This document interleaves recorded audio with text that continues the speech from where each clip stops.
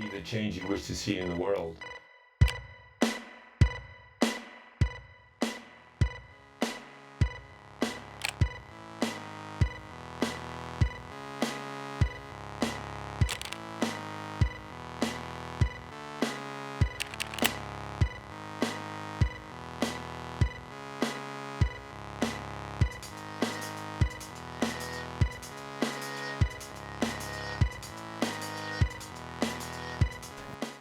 My name is Henk Rogers. I'm here at the Energy Thought Summit. My main goal in life is to create a world in which humanity and nature live in harmony.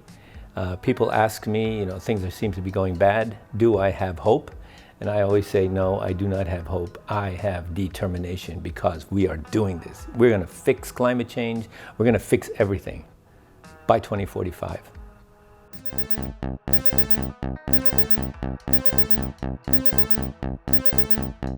I was in Japan, it was 1983.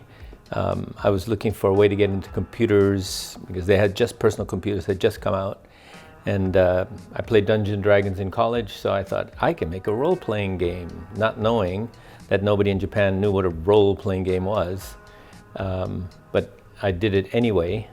Spent 9 months making the Black Onyx, and turned into the #1 game in Japan in 1984. So that gave me a publishing company. I published two of my games and then other people's games. Traveled around the world looking for games. And 1988, I was at the Consumer Electronics Show and found a little game called Tetris.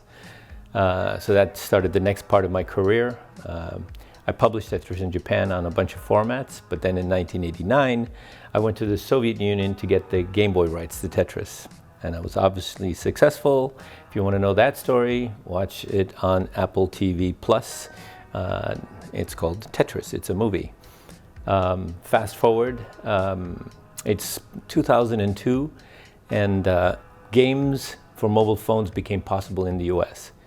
And so I tried to license, in the early days, Tetris to somebody, because by that time I controlled all the rights to Tetris. The biggest offer I got was like $25,000, which is a joke. So I decided to do it myself. I started a mobile phone game company. 3 years later, I sold that company to the same company that offered me $25,000 for over 100 million. So that was my big escape from the business. My advice to young people who are looking to get into the business or into a business is, if you're outside of the box, stay there. Do not get in the box.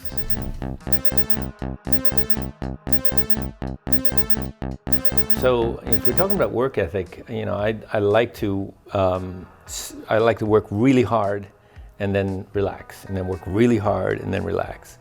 And I think I got that from my first job out of high school, which was moving furniture. So the way that business worked is the guy who ran the company would make an estimate of how many hours it take to move an apartment. Say it took 6 hours. Then he would charge that as a flat rate to the people, and he would pay us for 6 hours, no matter how much time it took us. So we would just crank and get it done in 4 hours, and we'd have 2 hours more free time. And we got paid for 6 hours. So in general, the faster you do something, the harder you work at it, the less time you have for making mistakes. So if you're rethinking and I don't know, if it takes more time, you're likely to not have as good a product as when you just crank it out.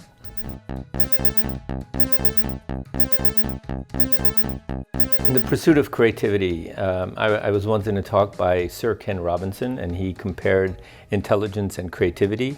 And he had everybody raise their hand saying, if you're a 5 or a 6 or a 7, 8 on intelligence, raise your hand. And he did the same thing for creativity. And it was very interesting because when he, at the end, he said, how many of you raised your hands different for intelligence and creativity? And a bunch of hands goes up.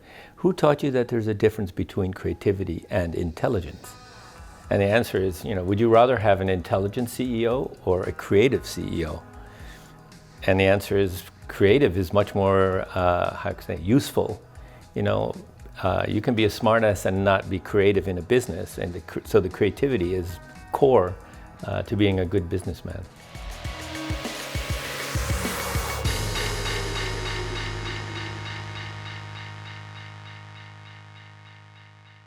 Be the change you wish to see in the world.